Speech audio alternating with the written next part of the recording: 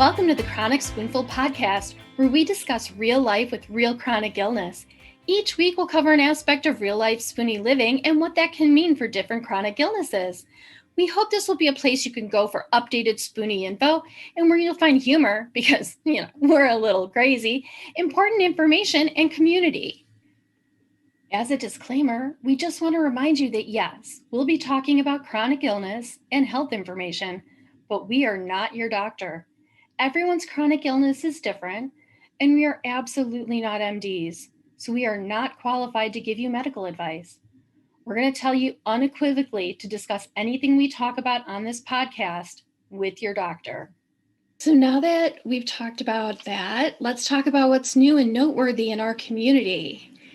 I think, like we've talked about in the past couple of podcasts, and as we've said before, we can't get away from it. COVID vaccine updates. Yes. Woohoo! Yay! One more step towards freedom.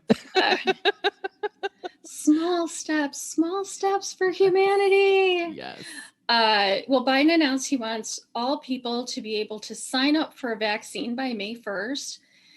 This is moving it up by about 30 days. And I think what we need to clarify, though, is this is signing up for a vaccine. This is not getting a vaccine by May 1st.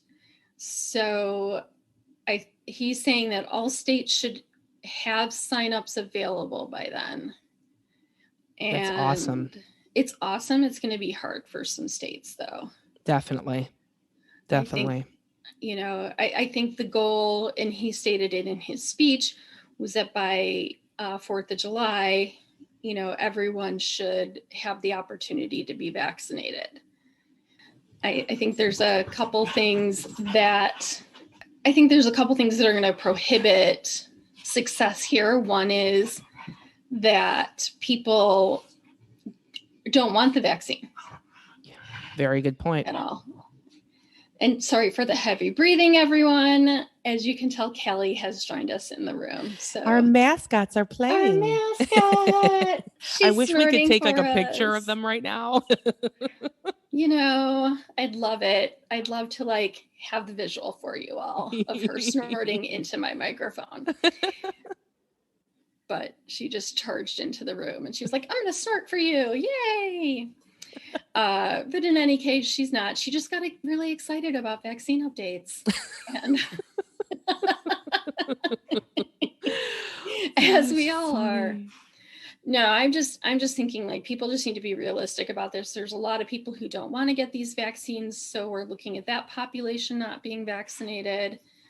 We're looking at, I think some people who can't get the vaccine, like these people with allergic reactions. Yeah. What's going to happen with them? We're looking at the variants that we don't know how these vaccines are going to react against the variants. I love to throw this cold water on hope. Hey, it's true though. It's all true. But for the most part, this is really, really good news, because even with all of these things, it means a good number of people at least in the United States, will be vaccinated by the summer. And, we're now officially on a year of this kind of lockdown and being isolated from one another. And to be honest, just to get a little taste of freedom is huge. It's absolutely huge. And doctors are saying that these vaccines are safe for a lot of people with autoimmune diseases. I still say check with your doctor. Absolutely. About you personally, but for the most part, that everything I've been reading, they're saying that they're safe. Yeah. And then in other good news, the stimulus bill was passed and signed. So this past weekend, they're saying that people will start to see the money hit their bank accounts and that checks would be issued. So especially for people struggling with their medical bills, for people struggling to pay their rents and their mortgages, And a lot of the things that I think Spoonies really struggle with, those stimulus checks can't come fast enough. Agreed. They said that they're going to be possibly dropping, you said this weekend, right? This past weekend, they'll start, and then so we'll start to see people receive them. It's so exciting. I'm so excited. I think there's a website you can go to check also. Yeah. If you're supposed to get one, or if you didn't get one, and like by the time you're supposed to get one, if you didn't get one and you think you're supposed to get one, you can appeal that also. Yeah. But it's just really good news. This is something that is very much needed for people. This is what we pay taxes for, guys. This is what our taxes go to. That's right. It's our money. Yep. So that's the new and noteworthy section. And we're going to move into what this week's topic is all about. And that is the wonderful world of BrainFog. Oh, BrainFog. And I just if I had it right now, I would play some spooky music and maybe get some dry ice machine and have some fog move in if this was visual. The fog was perfect. Because that's literally what it feels like. You're moving through fog. You can't see where you're going. You're just aimlessly moving about. Aimless is really good. Technically, the definition is a lack of mental clarity due to an inability to focus or remember things. That's so technical. Yeah. But it's right. I mean, there's no clarity when you're in a brain fog state. No. And most of us with chronic illness have brain fog as one of our symptoms. I think when it's one of the first things besides fatigue that hit. And it usually goes hand in hand, I think, with fatigue. I agree. I know for me, at first I was like, oh my gosh, I think I have early Alzheimer's. I'm forgetting things. I can't find anything. What is happening to me? I'm not remembering anything. And I was freaking out. I couldn't, I've never been good with names, so don't get me wrong, but I really couldn't remember names. That's scary. Scary feeling. And now I struggle with remembering words. I'll be speaking in a sentence, and I'll, instead of remembering the word horse, I'll be like, that thing that lives in a barn and it has 4 legs and a tail and a mane. And I have to have someone tell me, you mean a horse? And I'm like, yeah, horse. Mm-hmm. It's true. If you don't laugh, you'll cry because it is so true. I'm like, wait, I had an amazing SAT vocabulary. Where has it gone? The brain fog has moved in. I don't actually think I forget the 14-letter words. I really think I forget the 4 and 5-letter words, to be honest with you. It's the simpler things that I think I'm now forgetting. Which can be worse. Or Nicole, you've said stories about things you've done and you've forgotten, like putting your keys in the fridge. God, that's happened more than once. I've left things on the stove that were cooking, and I don't even remember putting them on the stove that I started to cook. So when I know that my brain fog is coming on, I can feel it and it gets progressively worse. I don't cook. I won't. If I do, I set a timer on my phone. So I remember that, oh my God, I was doing something. I don't remember. I've gone to work on the wrong day. I use the wrong words constantly.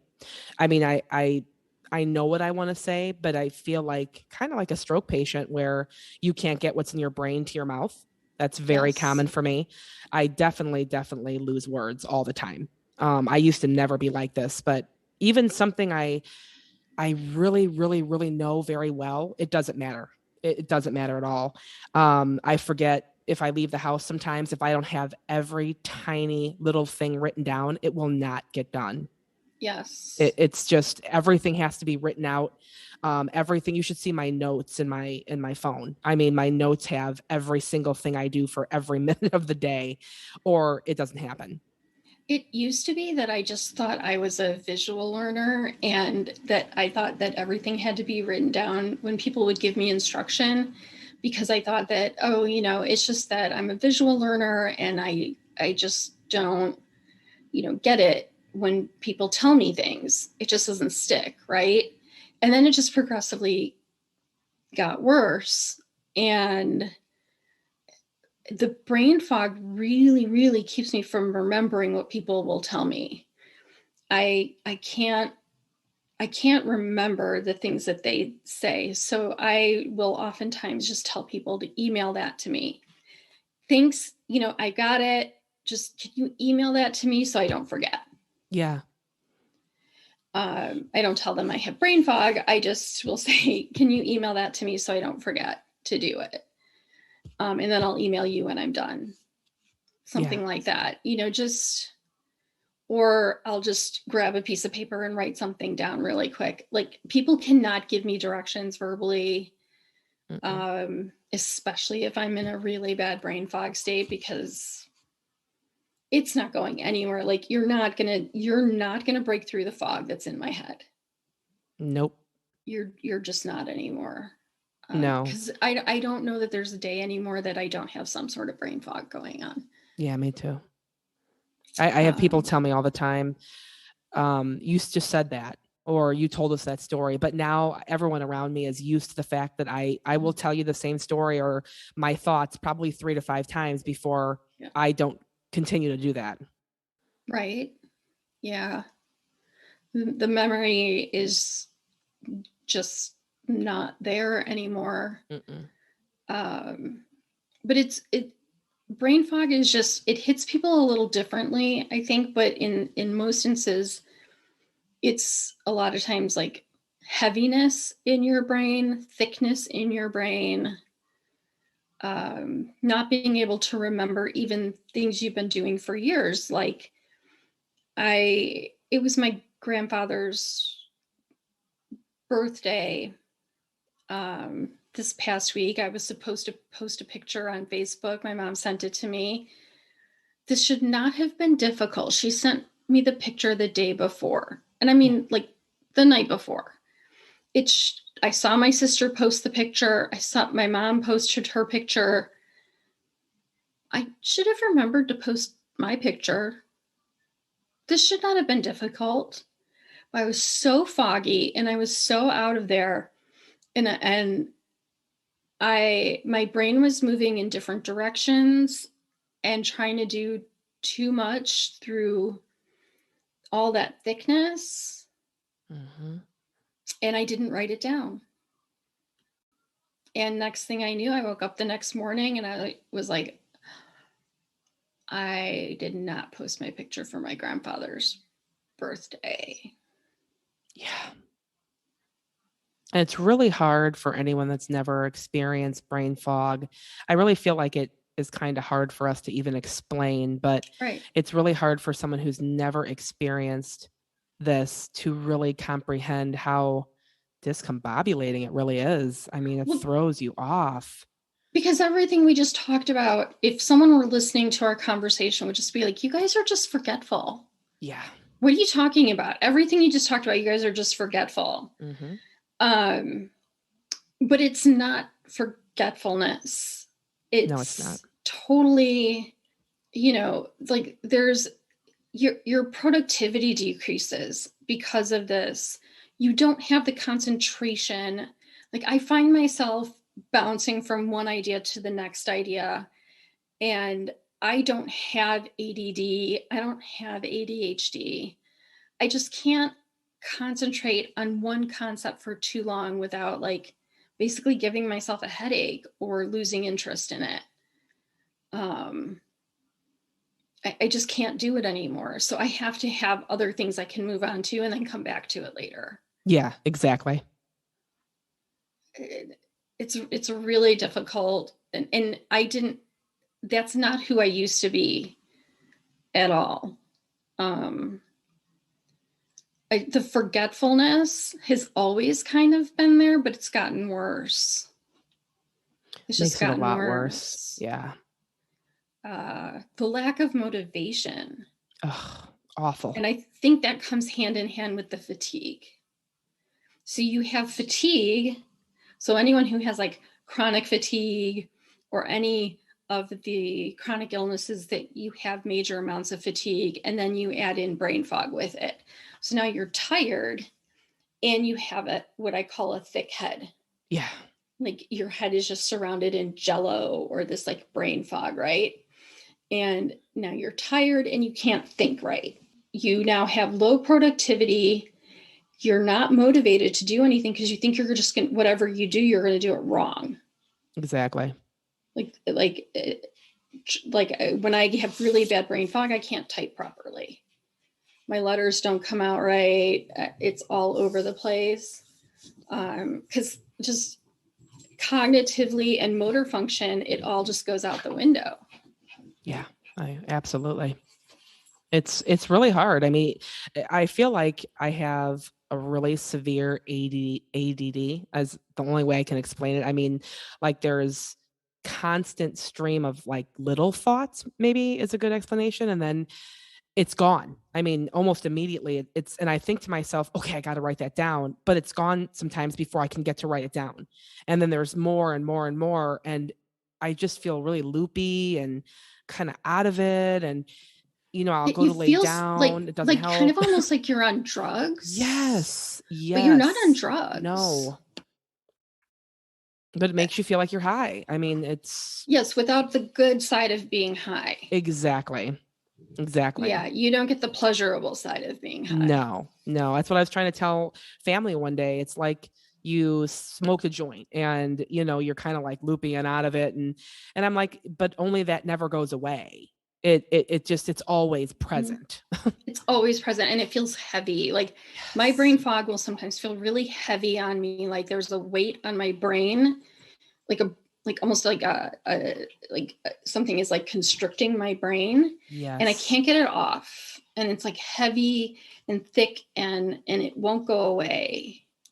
And sometimes it's also a headache, which because I suffer from migraines too. So the brain fog can turn into like a major migraine. So I have to be really careful about the brain fog and pushing myself through the brain fog. Because if I try to push myself too hard when I have brain fog, then I give myself a migraine. Migraines are the worst. Oh my gosh.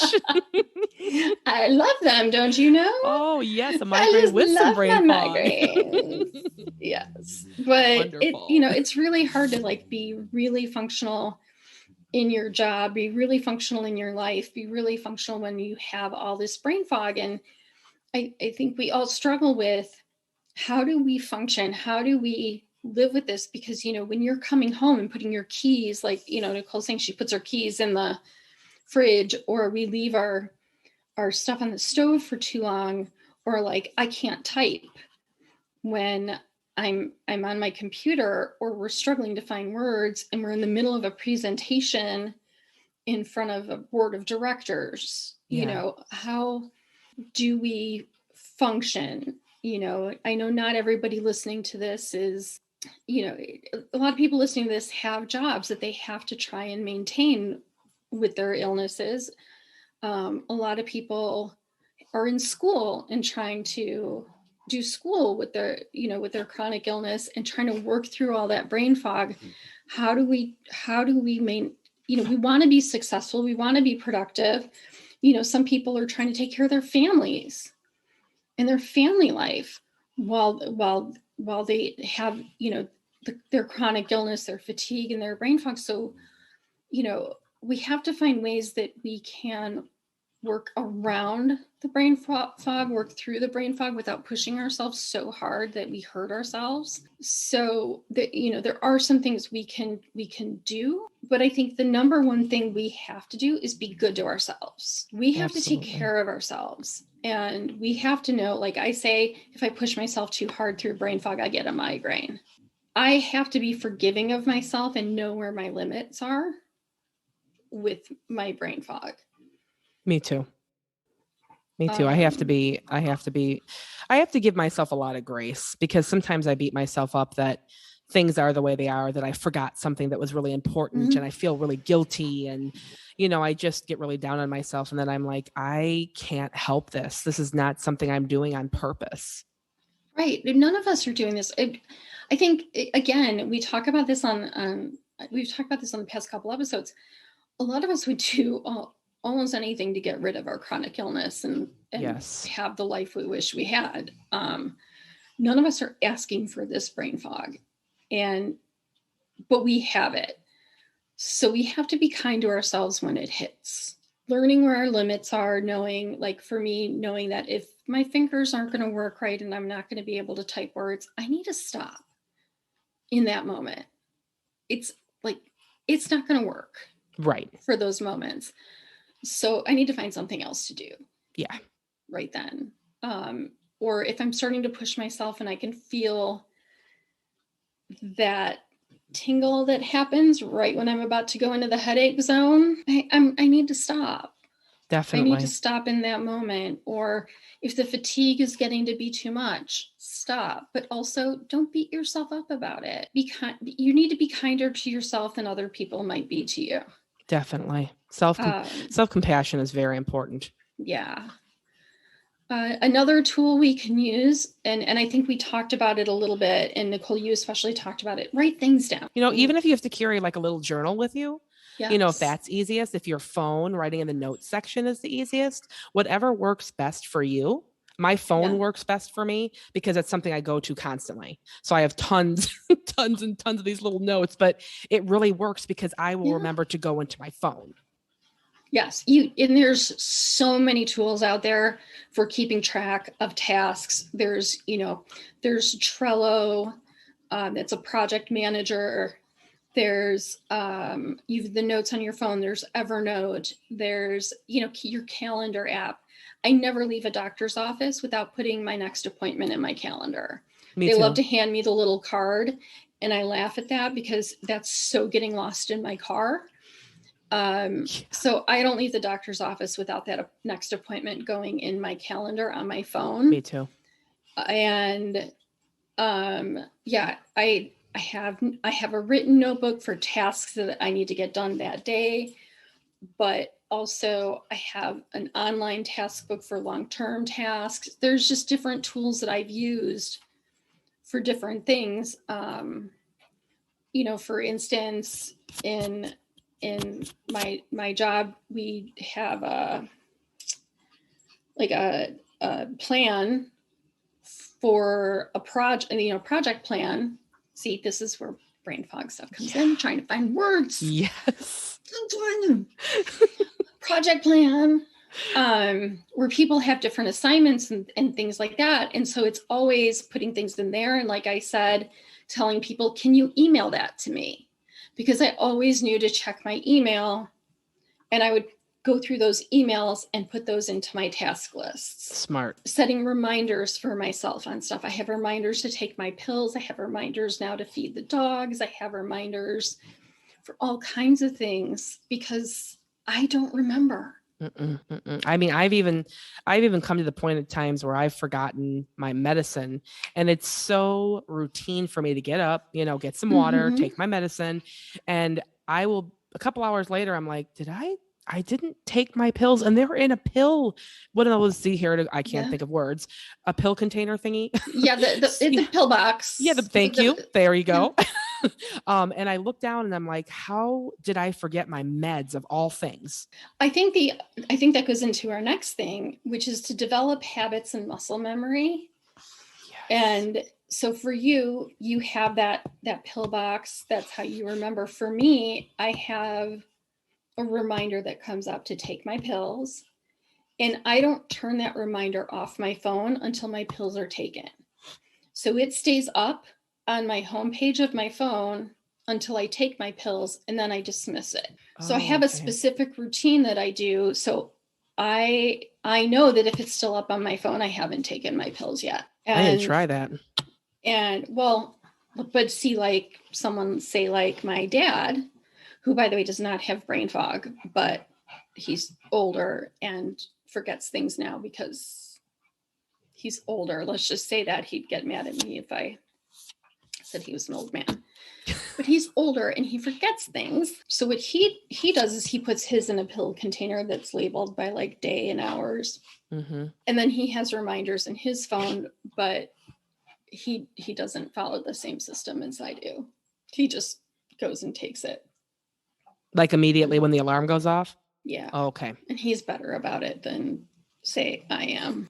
But sometimes too, if you're, I mean, you know, like your alarm goes off and your pills are sitting like across the room and you're exhausted and you have brain fog. I mean, you're not, it takes me a good half an hour to kind of get into the, you know, rhythm of being able to move and function. So by the time that half an hour is over, I'm like, my alarm's, you know, if I set one, is gone. And then I don't remember anything. Exactly. But that's also part of why I leave that thing up on my phone, because I'll get distracted by things that I'm doing. Again, because I have this fog in my head and I can't concentrate on more than maybe one thing at a time. If I'm even concentrating on that, you know, like I'm looking at that one thing and sometimes I'm just staring at it because the brain fog can be that thick that day. But the thing can come up on my phone and I might be distracted by the one thing I'm working on. And it might be an hour before I look back at my phone and I'm like, oh, I still haven't taken my pills. Yes. And I have to go take them. So, and they could literally be in the cabinet next to where I'm standing. It's just so developing, but it's just about developing the habits and the muscle memory. Like I know that that's my habit. I don't dismiss that from my phone. Like you said about putting your keys in the fridge, it's a muscle memory for me to hang my keys in a certain place. I was just going to say that. Yeah. But there's some times where I don't remember that I even have my keys in my hand. And I don't know why I put them in the fridge. I don't know why I've laid them in so many crazy places. I've forgotten my purse at the store. You know how attached I am to my phone. And I have forgotten my phone a zillion times. And like people at Meijer will call me, you know, and say, oh, hey, we see your, what do you call it? And come get your phone. It's embarrassing. So they have these things now, these bracelets that you can attach your keys to. They're like a bracelet and like you can attach it. And I was like, oh, those look awesome. I think I need one. It's time.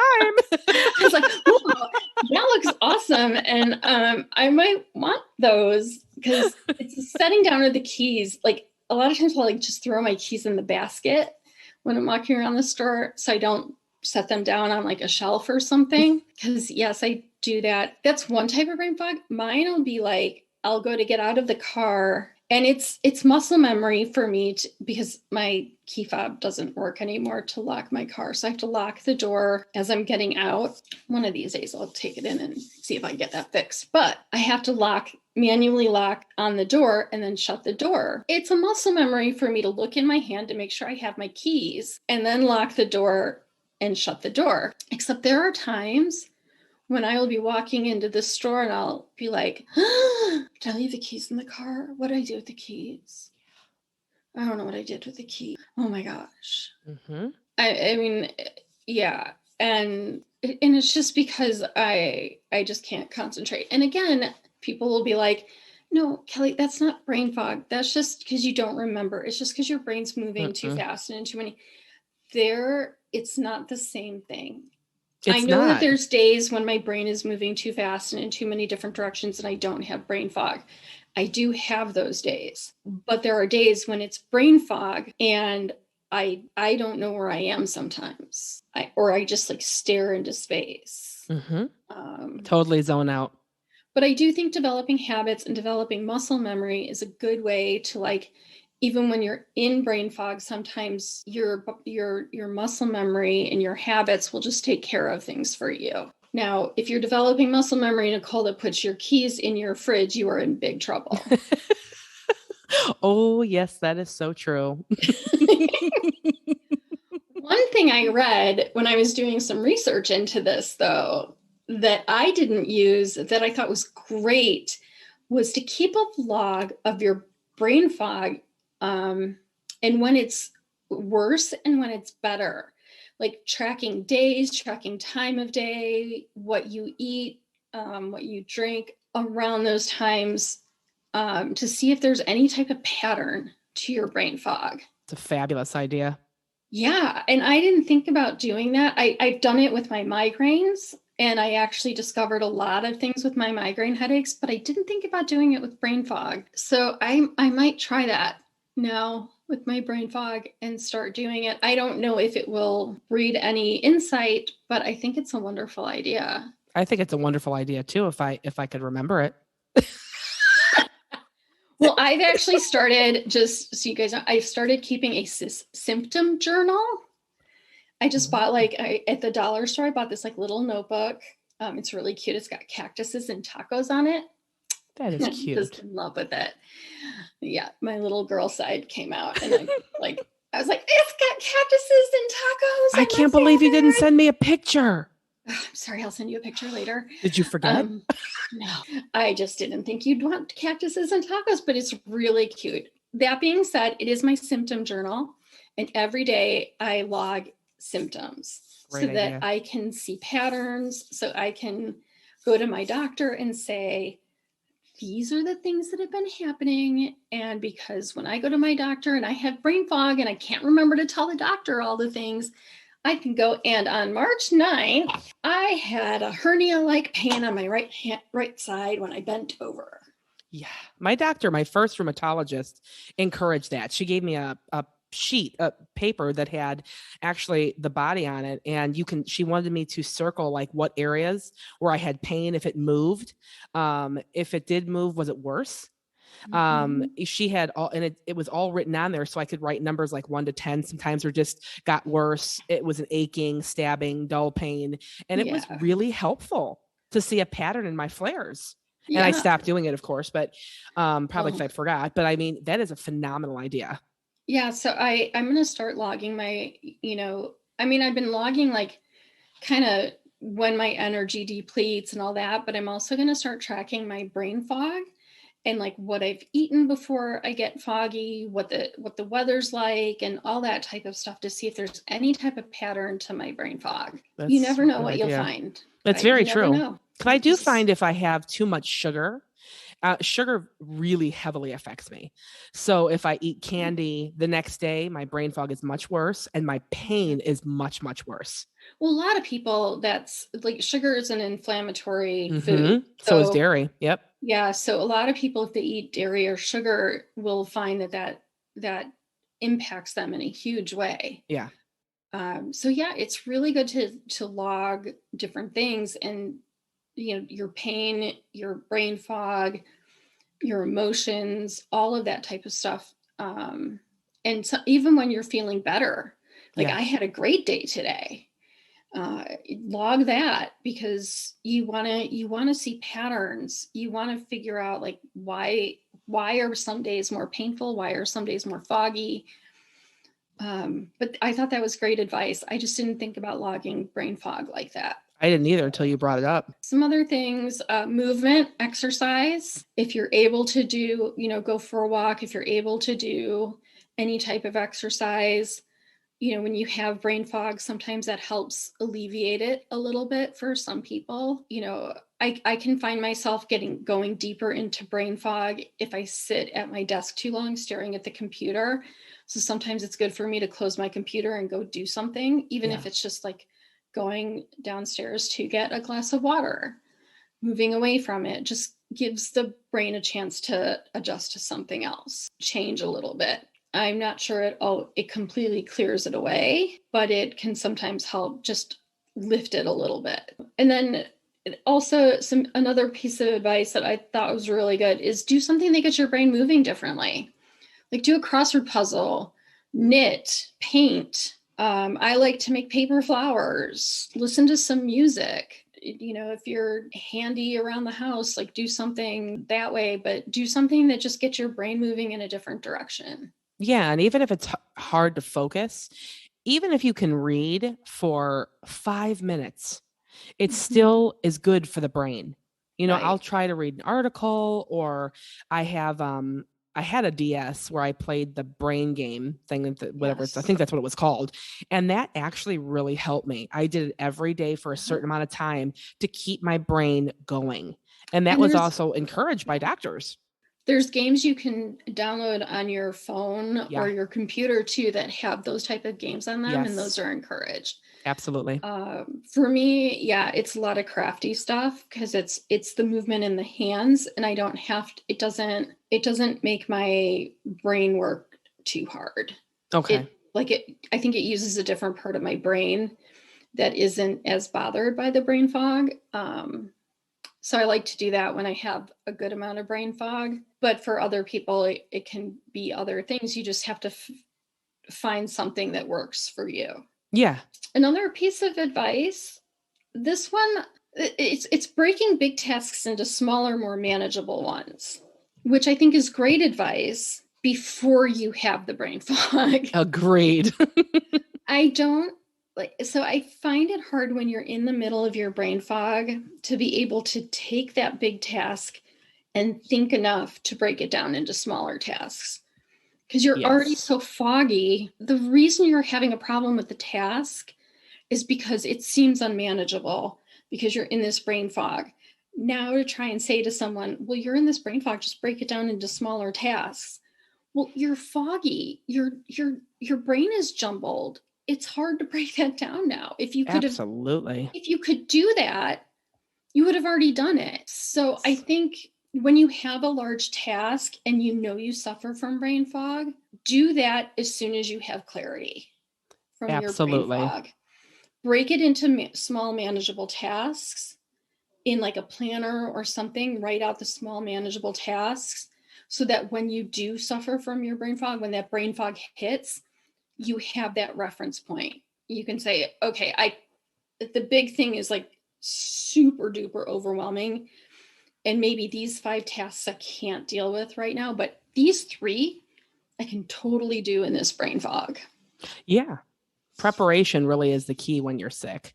I mean, thinking about things before they happen. There's a lot of planning that goes on when you're sick. There really is. Oh my gosh, so much. It's just like, it's overwhelming. But I mean, like even the thing with the my pill holder, my pill case has really, really helped me because there were so many days where I would get up and maybe go make coffee first, come back up, and I'm like, did I not take my pills? But now every day I know I just have to look down and I can say, okay, I screwed up. I didn't take them because they're still there. So little things like that for me, make a huge difference. That preparation makes a world of difference. Yes. And you just have to do it on that one day you have a little bit of clarity. Or if you suffer from a lot of brain fog and you tend to not have clarity, just try to do what you can in small doses right now. But yeah, when we have big tasks, I think it's easier to break it down into small, manageable ones. But to tell someone that when they're in the middle of their brain fog, just break it down into small tasks. And you're like, I can't even think right now. Like, I couldn't spell my own name if you asked me to. I can't break this thing down. Definitely not. It's not happening. No. So I love the advice. Just take it with a grain of salt and try to do it when you can do it. But as soon as you have that list, it's going to make your life so much easier. Oh, it really does. And, don't feel bad if you can't do any of these things. If all you can do is rest, do not feel bad. You are sick, gosh, totally. You can, sometimes all we can do is lay down, and there's nothing wrong with that. I agree. And there's been days where I have had brain fog so bad that I just laid on the couch all day long, turned on the TV and just stared, turned on some old episodes of old TV shows and just stared at them. Couldn't have told you anything that happened on a single show. Actually, a lot of times I don't even remember what I watched. Yeah.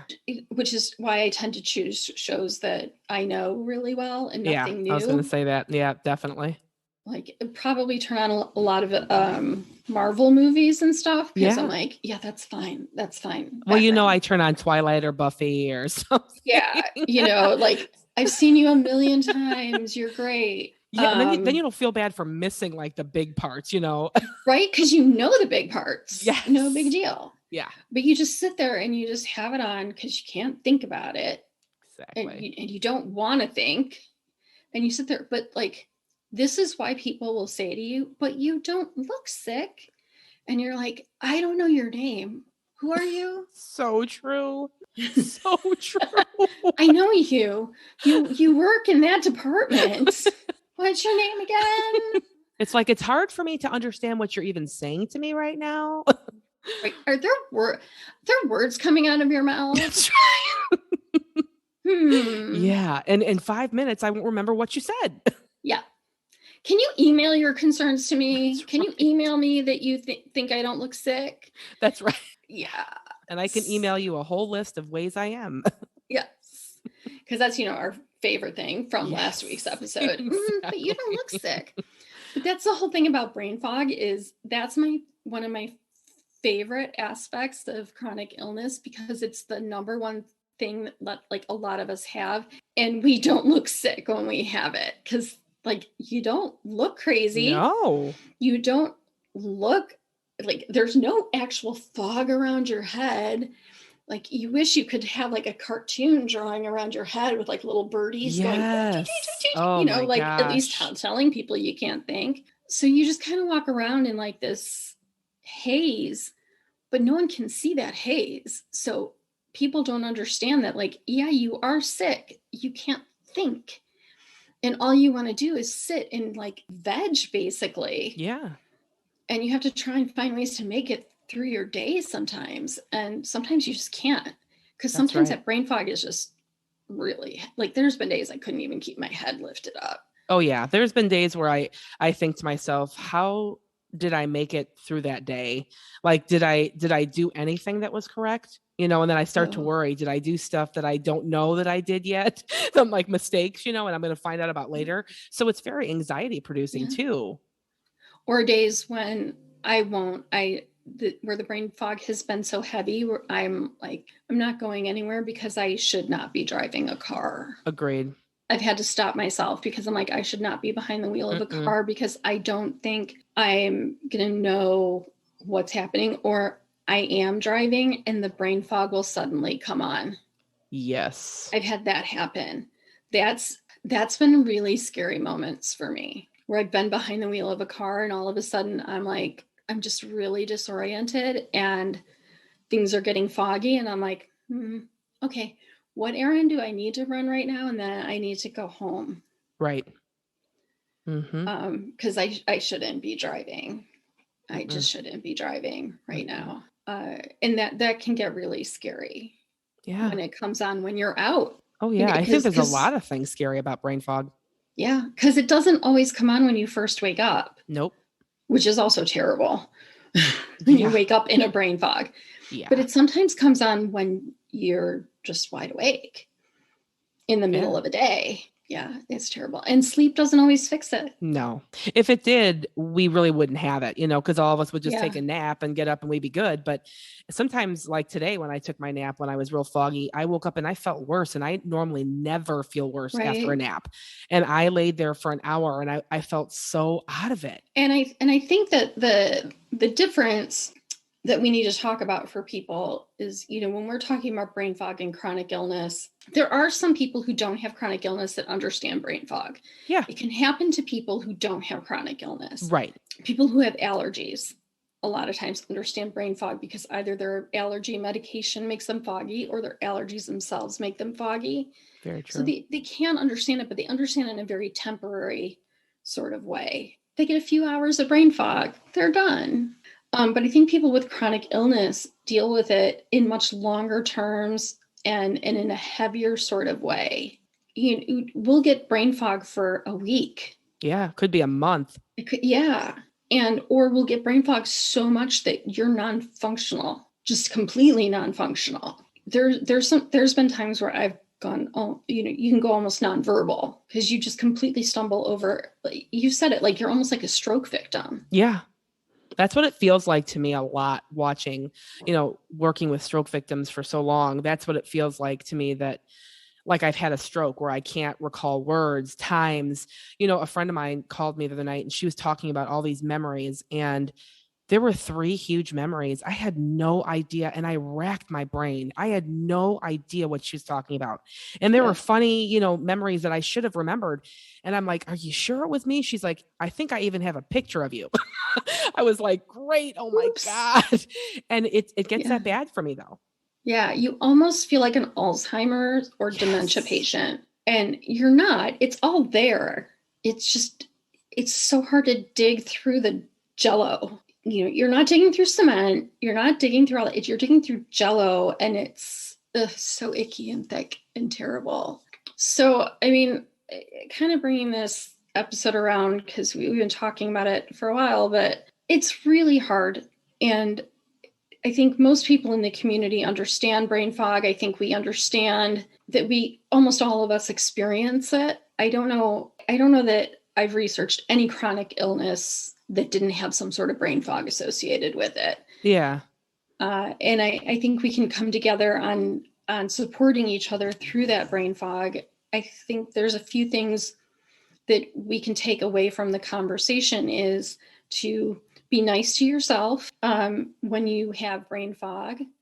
I think another thing is, try to work with your brain fog, not against your brain fog. So create some good habits like writing things down, keeping a log, move around a little bit, sleep when you need to. Just create good habits around your brain fog and work around it. And ask for help when you need help. Again, come to the community when you need to vent. Come and just discuss it. See what other people are doing. Talk to other people. Come to the Facebook group. Say, hey, I'm dealing with this brain fog issue. Does anyone have any helpful advice? And that's for any issue you're dealing with chronic illness. Come to your Facebook groups, come to your other groups, come to Instagram and post there and say, gosh, I totally forgot to do this thing today because my brain fog is whatever.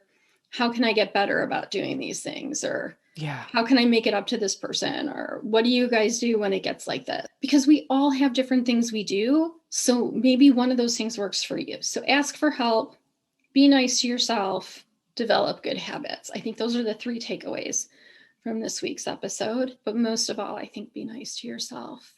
Don't forget to encourage each other too. It's so important to know that there's people in your corner. We understand and you're cared for. And that's really important. We're in your corner because absolutely we do it. We're there because heaven forbid, gosh, we've done it. We're brain foggy. Foggy. We are. I'm foggy right now. I know, me too. Yes. Why do you think we ramble so much? I know. Compliments of brain fog.